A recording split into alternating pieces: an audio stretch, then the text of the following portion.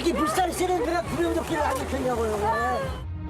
죄명을 빼라, 혐의 사실을 빼라, 혐의자를 빼라 등 이런 얘기를 하길래 변명처럼 들리실지 모르겠지만 조국 간부들이 심리적으로 굉장히 힘들 것 같다. 수사한 사람을 항명으로 몰아갈 수 있는 이 상황, 이게 뭐겠습니까? 이것은 대통령실에서 한 거 아니면은 있을 수 없는 이야기입니다.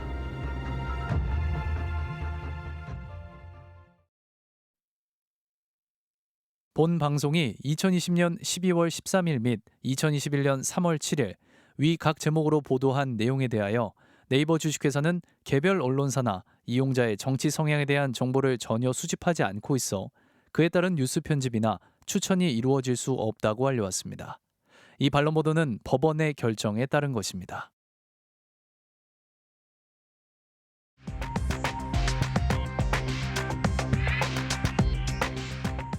안녕하십니까, 이휘준입니다. 또 한 명의 청년이 군에서 목숨을 잃었습니다. 그런데 그 원인을 수사하던 책임자가 항명죄로 수사를 받고 있습니다. 이 과정에서 대통령실이 외압을 행사했다는 의혹도 나오고 있습니다. 오늘 스트레이트는 한 해병대원의 죽음과 수사를 둘러싼 의혹들을 추적합니다. 이준희 기자가 나와 있습니다. 사건이 일어난 지 한 달이 넘었네요. 경북 예천 수해 현장에서 실종자를 찾다가 벌어진 일이었죠. 네, 그렇습니다. 구명조끼도 없이 수색하다 급류에 휩쓸려 숨졌습니다. 먼저 사고 당시 무슨 일이 있었던 건지 그날로 돌아가 보겠습니다. 경북 봉화에서 예천까지 이어지는 110km 길이의 내성천. 강변을 따라 드넓게 펼쳐진 모래사장으로 유명합니다. 그런데 지난달 집중호우로 모래사장은 급류로 뒤덮였습니다. 한 해 강수량의 70%에 맞먹는 비가 보름 동안 쏟아졌습니다.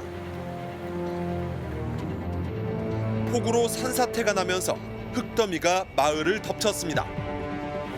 예천에서만 15명이 숨지고 2명이 실종됐습니다. 지난달 18일 해병대 1사단이 투입됩니다. 부대에서 챙겨온 건 삽과 갈퀴, 고무장화가 전부였습니다. 구명조끼나 안전로프 같은 인명구조 장비는 없었습니다. 실종자 수색이 임무라는 건 현장에 도착하고 나서야 지시받았습니다. 장병들은 삽으로 바닥을 찔러가며 강가에서 실종자를 찾았습니다. 여기서는 이제 왔다 갔다 했는데 물에는 안 들어갔던 것 같아. 오후에 비가 너무 많이 오니까 다 철수를 해가지고 여기 완전 모여 있었던 것 같아. 투입 둘째 날 입수 지시가 떨어집니다. 해병대원들은 지시대로 물에 들어갔습니다. 뭐 깊게 들어간 친구들은 그쯤 들어갔을 거예요. 예, 무릎까지도 들어간 친구들도 있었고. 그러다 1시간쯤 뒤 갑자기 다급한 소리가 들려왔습니다. 여기 있었는데 저기서 막 저 밑에서 여자분하고 남자 대원하고 둘이 막 119 불러달라고 막 하더라고요. 해병대원 5명이 급류에 휩쓸린 겁니다. 맨 앞에 가던 다른 병사가 여기 좀 깊은 것 같은데라고 하다가 갑자기 머리끝까지 물에 잠길 만큼 빠져버립니다. 그리고 다시 떠올라요. 그걸 보고 뒤에 있던 2명의 병사가 놀라게 됩니다. 그래서 이제 앞으로 가다가 같이 빠져버립니다. 물에 빠진 해병대원 5명 중 4명은 바로 구조됐습니다. 하지만 나머지 1명은 실종된 지 14시간 만인 밤 11시쯤 6km 떨어진 지점에서 심정지 상태로 발견됐습니다. 부대에 배치된 지 갓 2달 된 20살 최숙은 일병이었습니다. 내성천은 평소에도 수심이 깊고 물살이 빨라 사고가 잦은 곳입니다. 수영을 금지한다는 경고용 팻말도 서 있고 인명 구조 장비도 비치돼 있습니다. 하지만 최 일병은 구명조끼도 없었습니다. 부모는 도저히 이해가 안 됩니다. 아 이것이 물살이 세는데 어저께도 비가 많이 오는데 왜 구명조끼를 안 입혔냐고요. 그 기본 구명조끼 그렇게 비싼가요?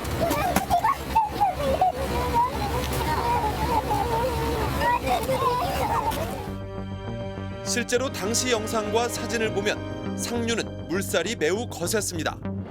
해병대와 함께 수색에 나섰던 소방대원들은 헬멧과 구명조끼를 모두 착용했습니다. 안전 로프로 서로 연결도 했습니다. 소방청 매뉴얼을 보면 물살이 거셀 경우 15cm 깊이에도 사람이 쓰러질 수 있다고 돼 있습니다. 제가 여태까지 교육받고 현장 활동했던 경험을 토대로 말씀드리면 조금의 위험 요소라도 있으면 저희는 안전장구를 착용하지 않으면 안 들어갑니다. 당시 상류에서는 육중한 장갑차가 투입됐다 5분 만에 철수할 정도로 물살이 거셌습니다. 흙탕물이라 시야 확보도 어려웠습니다. 그때 황토물이 내려가니까 바로 앞에도 모르죠. 바로 앞에도. 안 보인다고요? 당연히 안 보이죠. 그럴 때는 물에 들어가 생각을 안 하지. 흙탕물일 때는. 불어난 물로 위험하다는 현장 보고도 있었습니다. 하지만 묵살됐다고 합니다. 한 해병대원은 수색 전에 어머니에게 살아 돌아올게요라는 문자 메시지와 함께 이런 사실을 알렸습니다. 지휘관들이 물이 가슴까지 차온다고까지 했대요. 지휘관들이 입본부에다 보고를 했대요. 했는데도 불구하고 그냥 수색해라고 했대요. 동료의 실종 소식을 듣고 난 뒤 아들은 어머니에게 다시 이런 문자를 남겼습니다. 그게 나였을 수도 있었다.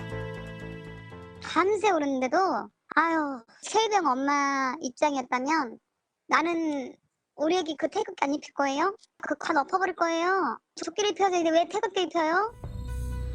어쩌다 이런 일이 생긴 걸까요? 임성근 해병대 1사단장의 지시가 카카오톡 단체 채팅방을 통해 속속 전파되었습니다.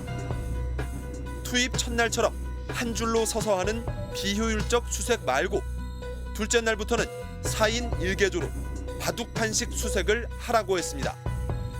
체일병이 속한 포병부대가 특히 비효율적이라고 콕 짚었습니다. 이 지시를 받고 중대장은 무릎 아래까지 물에 들어가라고 지시합니다. 그런데 9분 뒤에 지시가 바뀌었습니다.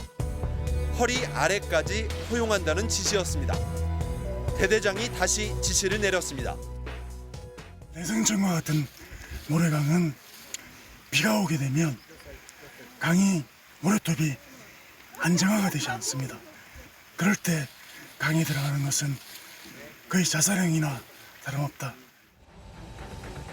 장화를 신고 물속에 들어가면 위험하다며 현장 지휘관들이 전투화로 변경을 요청했지만 받아들여지지 않았습니다. 사고 당일 새벽 내려진 복장 지시는 장화와 우의, 정찰모, 갈퀴였습니다. 그 해병대원들이 뭐 입고 있었어요? 장화 신고 빨간 티 입었었어요. 전부 다. 구명조끼는요? 안 입었어요. 구명조끼 입었으면 뭐 그런 일이 있어. 떠내려가도 뭐 살아나왔겠죠. 구명조끼는 안 입었지. 임 사단장은 언론에 각별히 신경을 썼습니다. 신문 일면에 보도된 수중 수색 활동을 보고받고 훌륭하다며 참모를 칭찬합니다. 사고 2시간 전이었습니다. 투입 초기부터 복장에 대한 지시가 많았습니다. 웃는 표정이 드러나지 않도록 얼룩무늬 스카프를 올려 쓰라고 했고 옷은 눈에 확 띄도록 가급적 빨간색 티를 입으라고 했습니다. 특히 방송 차량이 올 때 군 기본 자세 유지를 철저히 하라는 지시도 있었습니다. 제일 먼저 내려온 지시사항은 복장통일이었거든요. 이미 사단장의 그 머릿속에는 장병들이 안전하게 임무 수행을 해야 된다는 부분에 대한 걱정은 전혀 없었던 것으로 보이고 어이없는 죽음 뒤 국방부는 체일병을 상병으로 추서했습니다. 국민과 군을 위해 헌신한 최수근 상병을 영원히 기억할 수 있도록 필요한 조치를 다 해나가겠다 이렇게 말씀드렸습니다. 윤석열 대통령은 사고 원인을 철저히 조사해서 다시는 이런 일이 재발하지 않도록 하겠다고 약속했습니다. 유족도 철저한 원인 규명을 통해 근본 대책을 마련해달라고 호소했습니다. 역시 해병대는 다르다는 걸 국민들이 체감할 수 있게 해주실 것을 다시 한번 간절하게 부탁드립니다.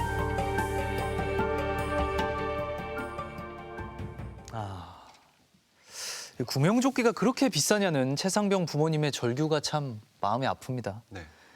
이번 사건에 대해서 윤석열 대통령까지 나서서 철저한 조사와 재발 방지를 약속했잖아요. 네, 하지만 이번에도 외압과 사건 축소 논란이 다시 벌어졌습니다. 해병대 수사단의 수사 결과를 국방장관이 하루 만에 뒤집었고 수사단장은 항명죄로 수사받고 있습니다. 왜 이렇게 된 겁니까? 해병대 수사단장은 외압이 있었다고 폭로했습니다.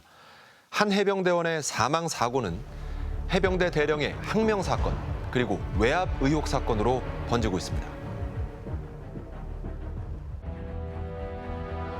지난 11일 국방부 검찰단 건물 앞 필승! 해병대원 사망 사건을 수사한 박정훈 대령이 군 검찰 수사를 거부하겠다고 밝혔습니다. 오늘 저는 국방부 검찰단의 수사를 명백히 거부합니다.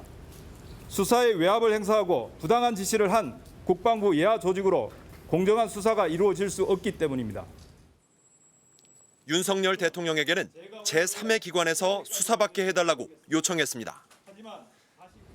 존경하는 대통령님, 국군 통수권자로서 한 사람의 군인의 억울함에 외면하지 마시고 제가 제3의 수사기관에서 공정한 수사와 재판을 받을 수 있도록 도와주시길 청원합니다. 도대체 무슨 일이 있었던 걸까요? 지난달 30일 일요일 오후 4시 반쯤 이종섭 국방부 장관 집무실. 모두 6명이 테이블에 둘러앉았습니다. 박 대령은 이 장관에게 해병대원 사망 사건 수사 결과를 보고합니다. 임성근 해병대 1사단장과 여단장, 대대장 등 모두 8명을 업무상 과실치사 혐의로 경찰에 넘긴다는 내용입니다. 임 사단장은 주요 임무가 실종자 수색인 줄 알면서도 구명조끼나 안전로프 같은 안전대책을 지시하지 않은 것으로 드러났습니다. 해병대원들이 안전장비는 물론 인명구조장비도 없이 삽과 갈퀴만 들고 현장에 투입됐습니다. 병사들이 안전장비 없이 물에 들어간 사진을 보고도 안전조치 대신 보여주기식 홍보에 신경 쓴 것으로 조사됐습니다. 이종섭 국방부 장관은 보고서에 서명 결재했습니다. 수사가 크게 문제가 없다라는 걸 인정받은 거죠. 그러니까 특별한 사정이 없으면 그대로 추진하는데 지장이 없다. 법적으로도 또 정책적으로도. 그런데 바로 다음 날 오후 2시로 예정된 수사 결과 발표 브리핑이 1시간 전에 갑자기 취소됐습니다. 발표자였던 박 대령도 영문을 몰랐습니다. 같은 시간 하기로 했던 국회 보고도 연기됐습니다. 국방장관의 지시였습니다. 전주에 이미 의원님들 일정도 다 잡았고 보좌진들에 대한 보고도 일정도 있었고 근데 당일날 와서 보고하기로 했던 부사령관도 국회에서 대기 중이었는데 황당했죠. 사실 이런 식으로 일을 할 수는 없는 거거든요. 이 지시를 내린 직후인 오후 1시 30분 이종섭 국방장관은 긴급 회의를 엽니다. 우즈베키스탄 출장을 2시간 앞둔 때였습니다. 참모인 유재은 법무관리관도 불렀습니다. 회의가 끝난 뒤 법무관리관이 박 대령에게 전화합니다. 5차례 이어진 통화에서 박 대령은 부당한 압력을 느꼈다고 밝혔습니다. 경찰에 넘길 수사 내용을 고치라고 했다는 겁니다. 죄명을 빼라, 혐의 사실을 빼라, 혐의자를 빼라 등 이런 얘기를 하길래 제가 분명히 얘기했습니다. 법무관리관님, 지금 하시는 말씀 저는 외압으로 느낀다. 그리고 제3자가 이러한 얘기를 들으면 뭐라 생각할 것 같으냐. 이런 얘기는 굉장히 위험하다. 조심해서 발언해 줬으면 좋겠다라고 직접 통화했습니다. 명시적으로 언급은 안 했지만 혐의자의 대대장 이하만 넣고 사단장과 여단장은 빼라는 압력으로 받아들였다고 했습니다. 국방부 법무관리관이 저에게 이 사건에 대해서 직접적인 과실이 있는 사람은 한정하면 좋겠다라고 하길래 제가 직접적인 과실이 있는 사람이라고 하면 물에 들어가라고 한 대대장 이하를 이야기하느냐라고 되물었고 거기에 법무관리관은 그렇다라고 하길래 스피커폰으로 두 사람의 대화를 들은 해병대 수사관도 죄명, 혐의 내용을 빼라는 말을 들었다고 군 검찰에서 진술했습니다. 유 관리관은 압력을 행사하지도 않았고 혐의를 빼라고 한 적도 없다고 부인했습니다. 부산과실치사와 관련된 혐의자, 혐의 내용, 죄명을 빼라 그런 내용의 통화를 한 적 맞습니까? 없습니다.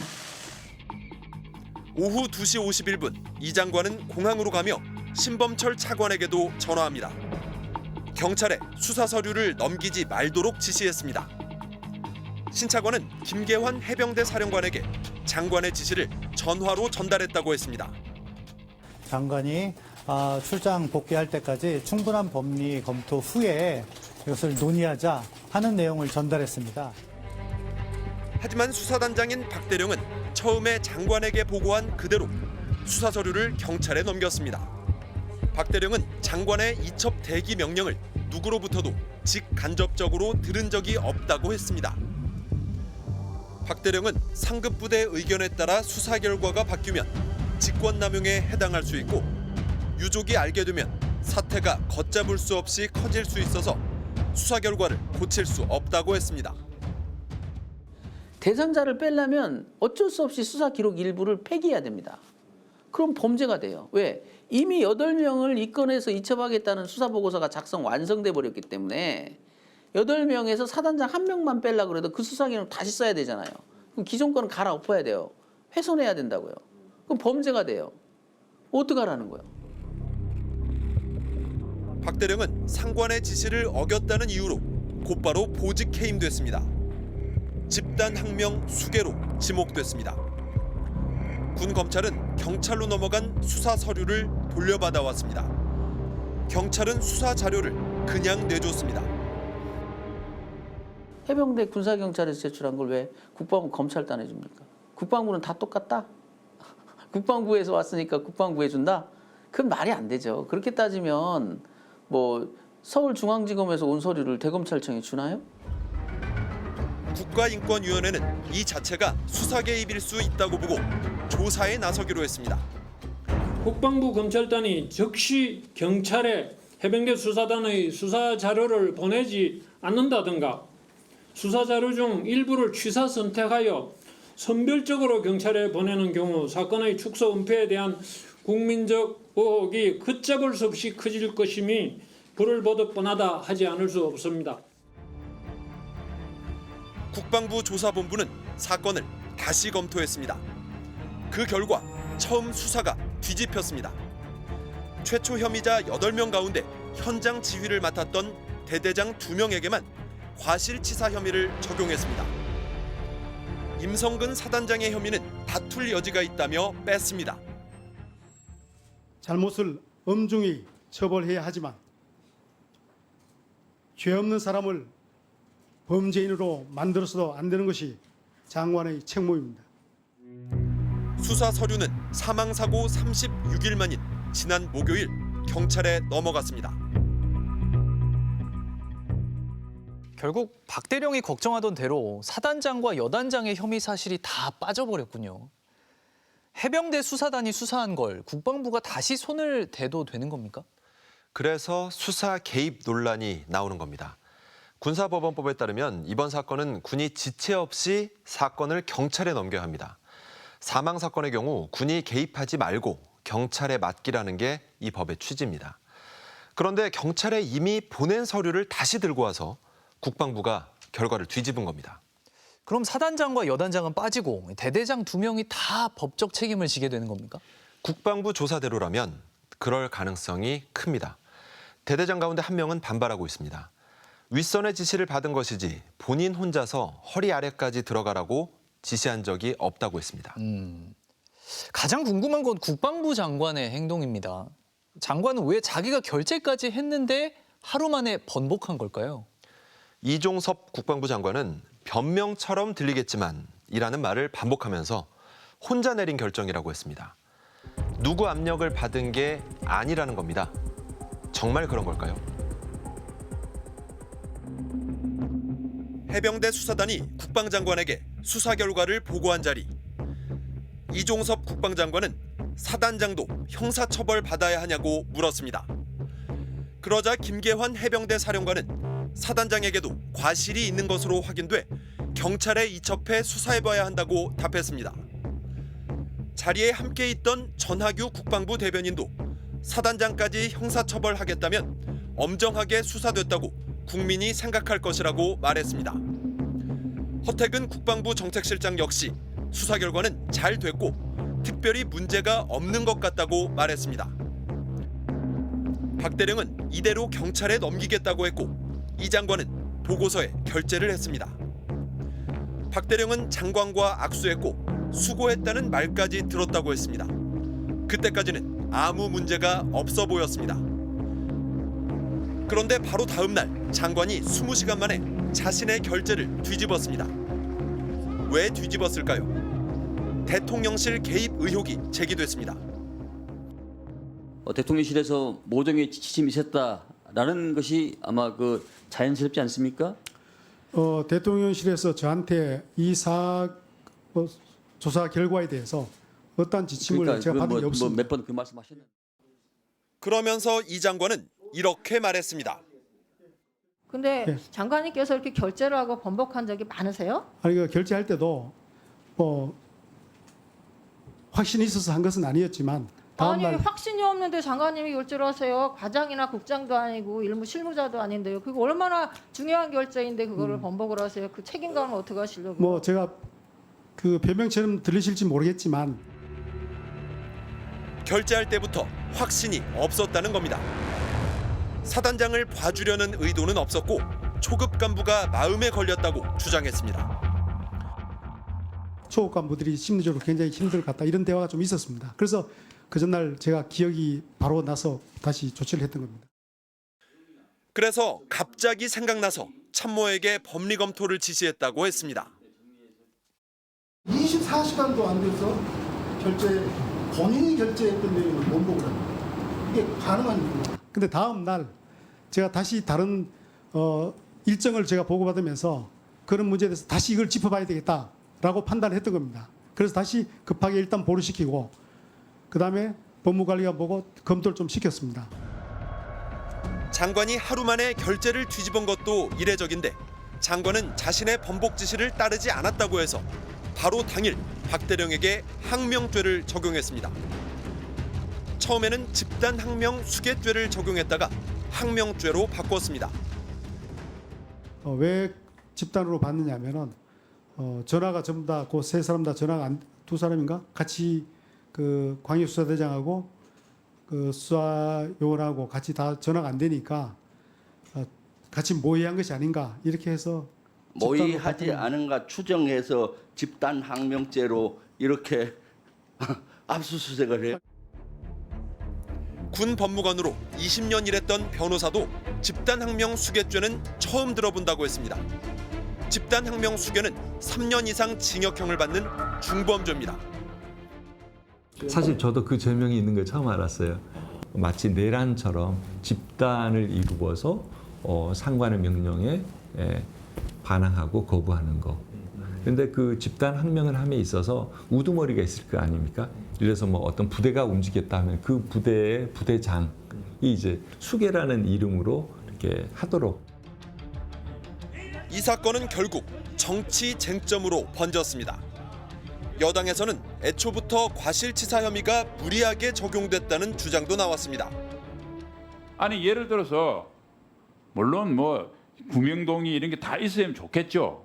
근데 그거는 없을 수도 있을 것이고 또 안타까운 최상병은 또 손잡고 들어가는 과정에 거기만 또 푹 꺼져서 사실 강바닥에 우발적인 상황도 있는 거예요.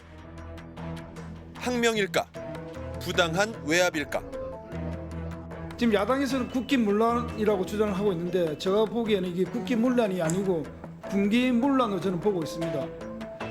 이걸 하루아침에 정말 하루아침입니다. 하루아침에 뒤집어가지고 결국은 수사한 사람을 항명으로 몰아갈 수 있는 이 상황. 이게 뭐겠습니까?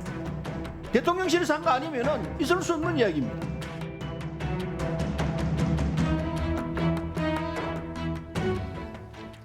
자기가 결재한 걸 하루 만에 갑자기 뒤집었는데 처음부터 결재에 확신이 없었다니.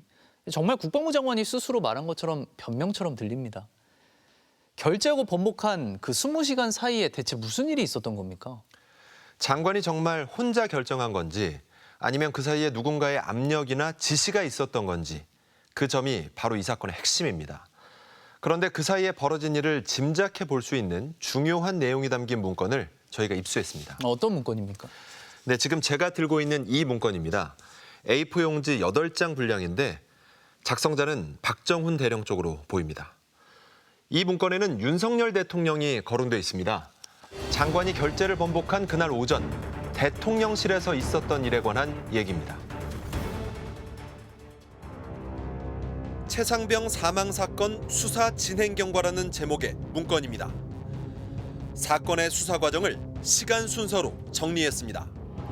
해병대 수사단장이었던 박정훈 대령이 외압 의혹을 폭로한 뒤 이 사건 수사에 대한 자신의 입장을 설명하기 위해 만들었습니다. 8월 11일 언론에 배포했습니다. 그런데 스트레이트는 비슷한 제목의 또 다른 문건을 하나 더 입수했습니다. 내용은 거의 똑같습니다. 그런데 두 군데가 다릅니다. 언론에 공개한 문건에는 없는 대통령실 관련 내용이 더 들어 있습니다. 이종섭 국방부 장관이 자신의 결정을 뒤집기 직전인 7월 31일 오전 윤석열 대통령이 회의를 주재했다고 돼 있습니다.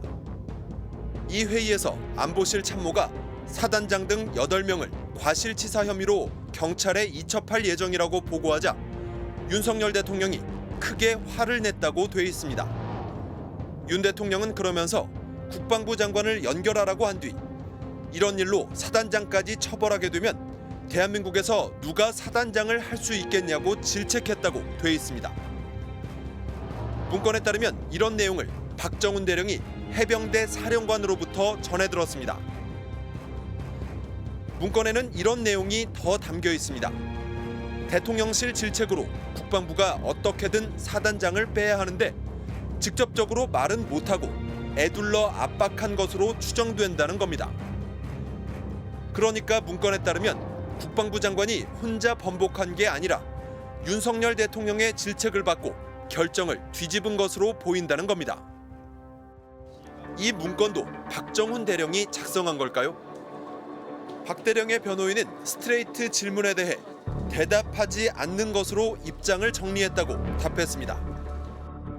문건 작성 과정을 잘 아는 익명의 취재원은 박 대령의 군 선배가 수사를 받게 된 박 대령을 돕기 위해 사건 초기 작성한 것으로 안다고 말했습니다. 하지만 이후 언론에 공개할 때는 부담을 느꼈는지 대통령 관련 부분을 뺀 것으로 추정됩니다. 그렇다면 윤석열 대통령이 경로해 국방부 장관을 질책했다는 문건 내용은 사실일까요? 먼저 이종섭 장관, 대통령실이나 안보실에 지시나 압력이 없었다고 부인했습니다. 안보실이나 대통령실 어떤 있었던 건 아닙니다. 예. 이상입니다.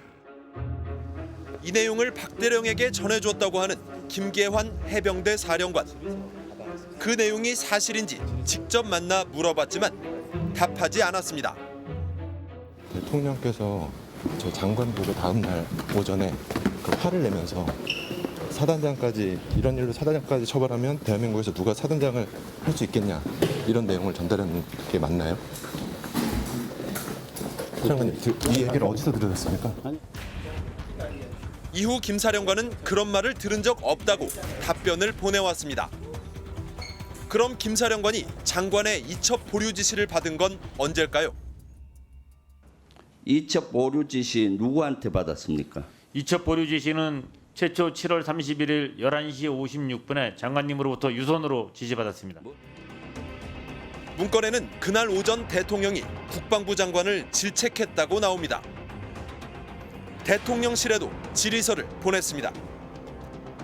그날 오전 대통령이 관련 보고를 받고 이런 일로 사단장까지 처벌하면 누가 사단장을 할 수 있겠냐는 취지로 국방부 장관에게 언급한 적 있는지 물었지만 답은 오지 않았습니다.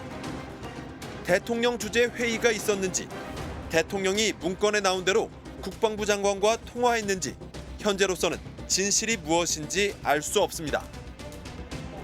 하지만 대통령실의 개입 의혹은 처음 나온 게 아닙니다.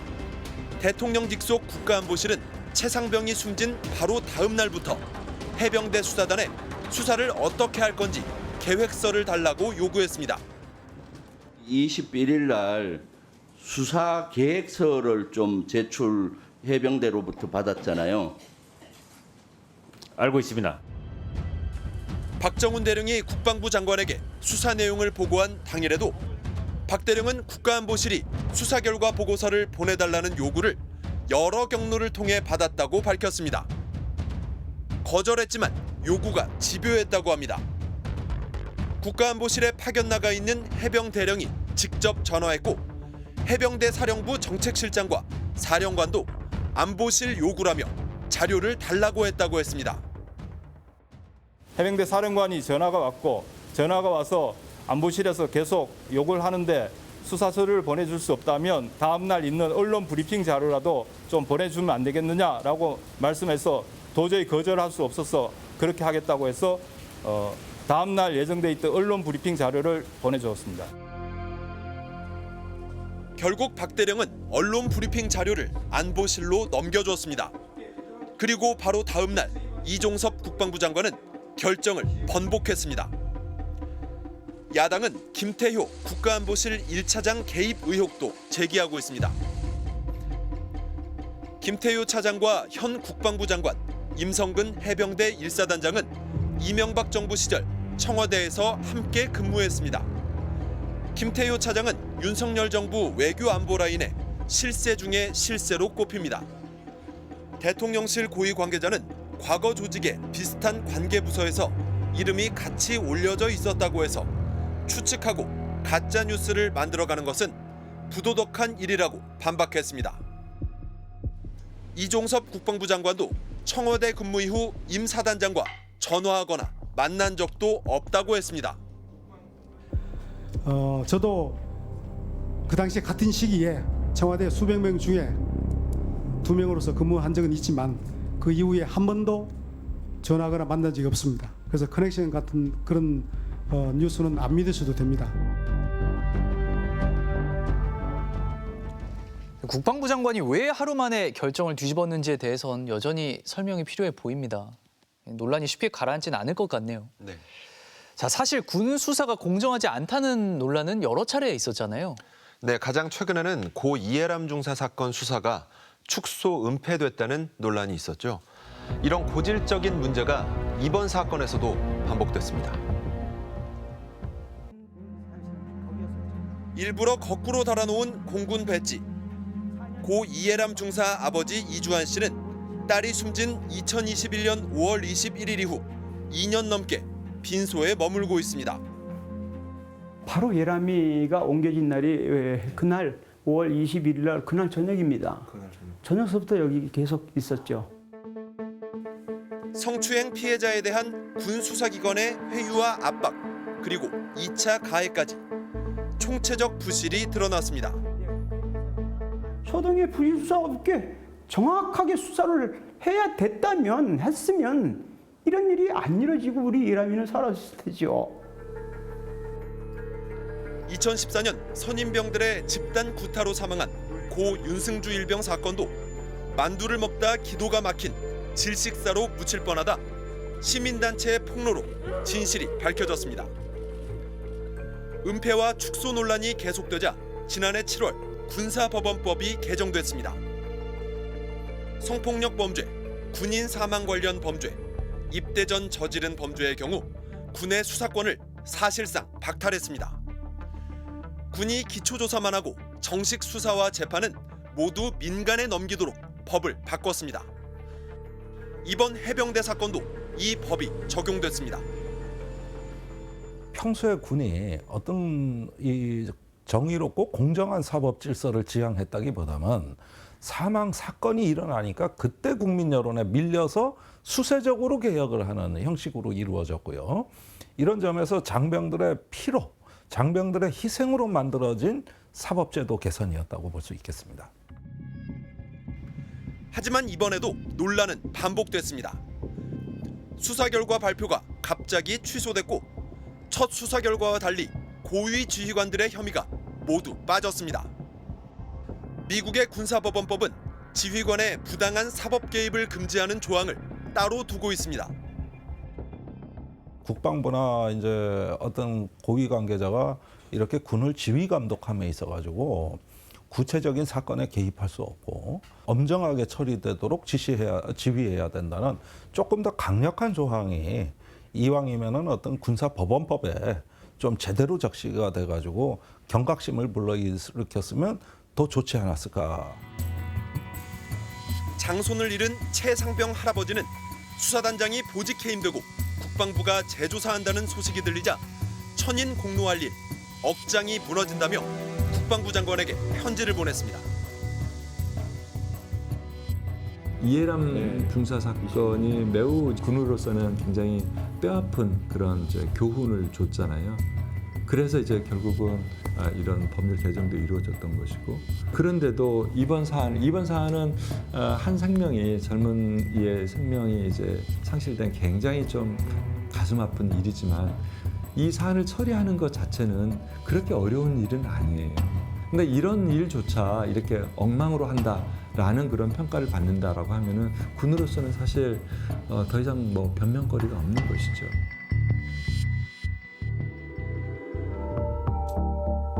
죽음의 원인을 규명하기 위한 경찰 수사는 이제서야 시작됐습니다. 다시는 이런 일이 일어나지 않도록 철저한 수사를 바랍니다. 탐사기획 스트레이트, 다음 주에 뵙겠습니다.